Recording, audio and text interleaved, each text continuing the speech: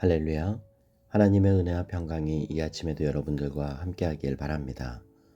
오늘 우리에게 주신 하나님 말씀은 시편 23편 1절에서 6절까지의 말씀입니다. 여호와는 나의 목자시니 내게 부족함이 없으리로다. 그가 나를 푸른 풀밭에 누이시며 쉴만한 물가로 인도하시는도다. 내 영혼을 소생시키시고 자기 이름을 위하여 의의 길로 인도하시는도다. 내가 사망의 음침한 골짜기로 다닐지라도 해를 두려워하지 않을 것은 주께서 나와 함께 하심이라. 주의 지팡이와 막대기가 나를 안위하시나이다. 주께서 내 원수의 목전에서 내게 상을 차려주시고 기름을 내 머리에 부으셨으니 내 잔이 넘치나이다. 내 평생의 선하심과 인자하심이 반드시 나를 따르리니 내가 여호와의 집에 영원히 살리로다. 아멘. 성경에 보면 하나님과 우리와의 관계를 목자와 양의 관계로 설명하는 말씀들이 많이 있습니다. 예를 들면 시편 79편 13절에 보면요. 우리는 주의 백성이요 주의 목장의 양이니. 그런가 하면 이사야 선지자는 이사야서 40장 11절에서 이렇게 말합니다. 그는 목자같이 양떼를 먹이시며 어린 양을 그의 팔로 모아 품에 안으시며 젖먹이는 암컷들을 온순히 인도하시리로다. 신약에서 예수님도 요한복음 10장 14절 15절에서 이렇게 말씀하시죠. 나는 선한 목자라. 나는 내 양을 알고 양도 나를 아는 것이 아버지께서 나를 아시고 내가 아버지를 아는 것 같으니 나는 양을 위하여 목숨을 버리노라. 오늘 본문에서 다윗 또한 하나님과 자신의 관계를 이 목자와 양의 관계로 설명하고 있습니다. 1절 2절 말씀을 보면요. 여호와는 나의 목자시니 내게 부족함이 없으리로다. 그가 나를 푸른 풀밭에 누이시며 쉴만한 물가로 인도하시는도다. 필립 켈러라고 하는 토양학자가 쓴 목자는 시편 23편을 본다라는 책을 보면 양과 목자에 관한 이야기가 굉장히 자세히 나와 있는데요. 이 책에 보면 양이 어떠한 존재인지를 잘 설명하고 있습니다. 나약하게 짝이 없는 동물, 뿔도 없고 상대를 물 수 있는 송곳니도 없고 뱀이 갖고 있는 독도 없고 사나운 발톱도 없는 무방비 상태의 짐승. 그래서 자기보다 작은 동물에게도 쉽게 잡아먹히는 약한 동물, 바로 양이다. 또한 양은 방향 감각이 나쁘기로 유명한 동물입니다. 양은 시력이 나쁘고 특히나 근시안을 갖고 있어서 늘 눈앞에 있는 풀만 보고 거닐다가 길을 자주 잃어버려요. 그리고 일단 길을 잃었다 하면 방향 감각이 어두워서 다시 제 길로 찾아오는 게 힘든 존재가 양입니다. 이사야서 53장 6절은 그런 양들처럼 죄성을 가진 인간도 너무도 비슷해서 이렇게 말을 하죠. 우리는 다 양 같아서 그릇 행하여 각기 제 길로 갔거늘. 그래서 양에게는 반드시 목자가 있어야 되고 목자에 의해서 관리받고 보호받아야 된다라는 거죠. 그런데 사실 다윗은 양처럼 약한 사람이 아니었습니다. 다윗은 이스라엘 역사 가운데 매우 출중한 인물이었고 입지전적인 인물입니다. 일개 목동에서, 우리로 말하면 머슴 같은 출신 성분에서 이스라엘의 왕이 되었던 사람. 더 나아가 그는 이스라엘 남북을 통일시키며 이스라엘 역사에서 가장 태평성대를 이루었던 왕이 다윗입니다. 그는 또한 매우 음악적인 사람이었는데요. 그가 수금을 탈 때 사울왕에게 있었던 악신이 떠나갈 만큼 그는 음악성과 영성이 있었던 사람입니다. 그리고 그는 매우 문학적이고 시적인 사람이에요. 시편 150편 가운데 절반을 그가 지었습니다. 뿐만 아니라 다윗은 매우 용맹스러운 사람입니다. 소년 시절에 거대한 골리앗 앞에 나아가 물맷돌 한 개만으로도 골리앗을 땅에 꼬꾸라뜨렸고 전쟁에 나가면 언제나 승리했던 인물이 바로 다윗입니다.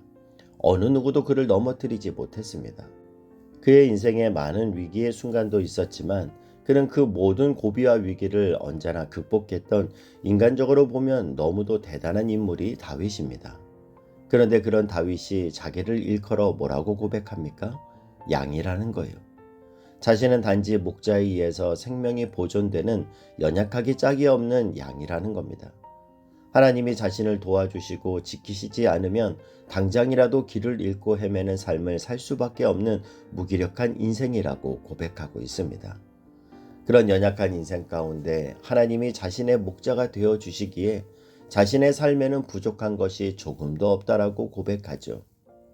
그리고 하나님께서는 언제나 자신을 푸른 초장과 쉴만한 물가로 인도해 주셨다라고 고백하고 있습니다.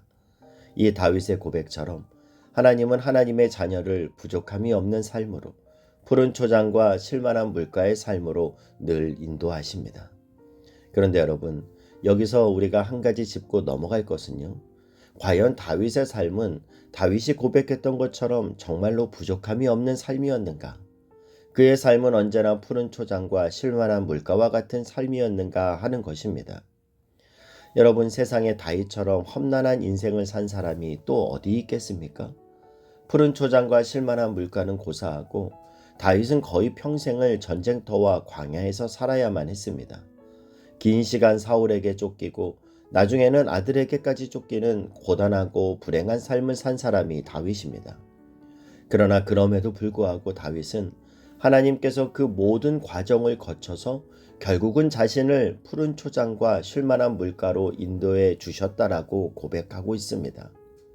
하나님의 자녀는 이런저런 이유로 좁은 길과 십자가의 길, 그리고 역경과 고난의 길을 걸을 수 있습니다. 그러나 그것은 다윗의 고백처럼 과정이지 종착점은 아닙니다. 결국에는 하나님께서 하나님을 목자로 믿고 따르는 모든 사람들을 부족함이 없는 삶으로 푸른 초장과 쉴만한 물가와 같은 삶으로 인도해 주십니다. 여러분, 이 사실을 믿으실 수 있기를 바랍니다. 여호와는 나의 목자시니 내게 부족함이 없으리로다. 이 표현은 다른 말로 하면 여호와가 나의 목자시니 저에게 부족함이 아무것도 없습니다 라는 말입니다.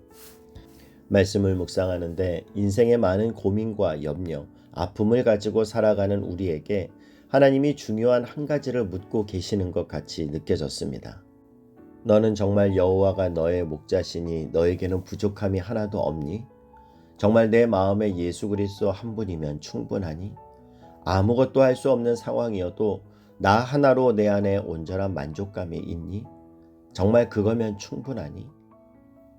여러분, 예수님 한 분이면 충분하십니까? 나의 것을 다 잃는다 해도 정말 예수 그리스도 한 분이시면 충분하십니까? 우리에게 여호와는 나의 목자신이라는 이 고백이 제대로 되어 있지 않으면 우리는 어떤 삶을 살게 될까요? 공급이 끊어지고 나의 삶에 문제가 터지고 의지할 곳이 없다고 느껴질 때 그때가 막상 주님을 의지해야 하는 시간인데 이제 그때부터 정말 주님이 나의 목자심을 바라봐야 되는데 막상 문제가 터지면 어떻게 해요? 주님이 나를 버리셨다. 주님은 어디 계시나? 주님은 나를 인도하지 않는다라고 느끼게 된다라는 거예요. 그러나 여러분, 우리 삶에 의지하던 것들이 다 끊어질 수 있는 상황이 찾아온다면 그때야말로 비로소 하나님이 살아계심을, 여호와가 나의 목자이심을 내가 경험해야 할 때임을 자각할 수 있기를 바랍니다. 다윗은 또한 2절에서 이렇게 고백합니다. 그가 나를 푸른 풀밭에 누이시며 쉴만한 물가로 인도하시는도다. 여러분, 들판에 누워있는 동물은 주로 사자와 같이 강한 동물들이 누워있지 양이나 염소 같은 약한 초식 동물들은 잘 눕지 않는다고 합니다. 그런데 그런 연약한 동물의 상징인 양이 평안히 누워있을 수 있는 곳이 한 곳이 있는데요. 바로 목자가 울타리 안에서 자신을 지켜줄 때 그곳에서 비로소 양들은 누울 수 있다라는 겁니다.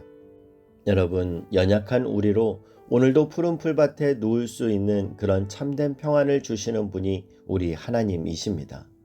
불안이 몰려오는 환경 속에서도 우리로 자유할 수 있는 믿음을 주시는 우리의 선한 목자이신 주님이 오늘도 저와 여러분을 지키시기에 우리는 그 안에서 참 평안을 누릴 수 있음을 믿으실 수 있기를 바랍니다. 뿐만 아니라 다윗은 3절에서 하나님께서 자신의 영혼을 소생시키시고 자기 이름을 위하여 의의 길로 인도해 주신다라고 고백하고 있습니다. 부모는 자녀들에게 끊임없이 바른 길, 좋은 길을 열어주려고 최선을 다합니다. 그건 너무나 당연한 일이에요. 왜냐하면 나의 자녀이기 때문이죠. 하나님은 우리의 아버지이기 때문에 끊임없이 우리의 잠자는 영혼을 일깨워 주시고 죄로 말미암아 죽어가는 우리의 영혼도 소생시켜 주십니다. 그건 하나님이 우리 아버지시고 우리는 그의 자녀이기 때문이죠. 하나님은 우리가 비록 사망의 음침한 골짜기를 다닌다 해도 능히 하나님의 지팡이와 막대기로 우리를 안전하게 지켜내실 수 있습니다. 다윗은 그것을 믿었습니다. 그리고 그 믿음대로 되었습니다. 오늘 저와 여러분 가운데 이 다윗의 믿음이 깊이 자리 잡을 수 있길 주님의 이름으로 축복합니다. 다윗은 6절에서 이렇게 고백하죠. 내 평생의 선하심과 인자하심이 반드시 나를 따르리니 내가 여호와의 집에 영원히 살리로다.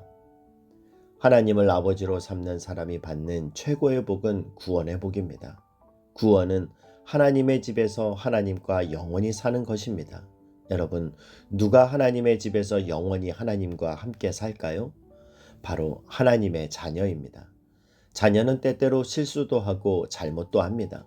죄를 지을 때도 있어요. 그러나 자녀는 그것과 상관없이 아버지와 함께 아버지의 집에서 삽니다. 우리 집 아이보다 공부를 잘하는 아이는 세상에 많이 있어요.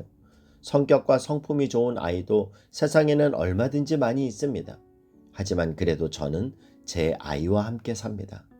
다른 아이들이 아무리 공부를 잘해도 아무리 성격이 좋고 성품이 좋아도 저는 제 아이하고만 삽니다. 하나님의 집에서 하나님과 함께 사는 것은 실력 때문도 아니고 성품 때문도 아닙니다. 우리가 하나님의 자녀이기 때문입니다. 그것이 바로 자녀의 권세입니다. 하나님은 선하시고 어떤 상황에서도 하나님은 길을 내실 수 있는 하나님이시다. 어떤 상황에서도 주님이 나를 인도하실 것이다. 지금 내가 원치 않는 어떤 환경들에 놓여 있다 할지라도 하나님은 날 선하게 인도하실 것이다.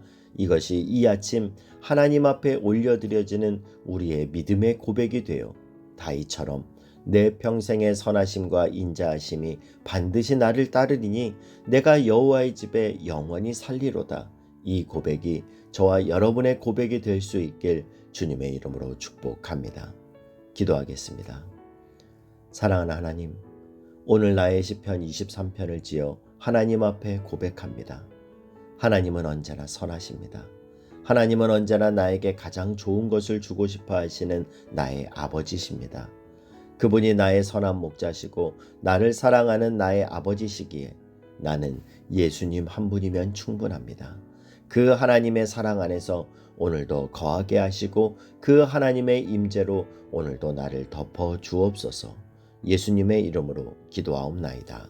아멘.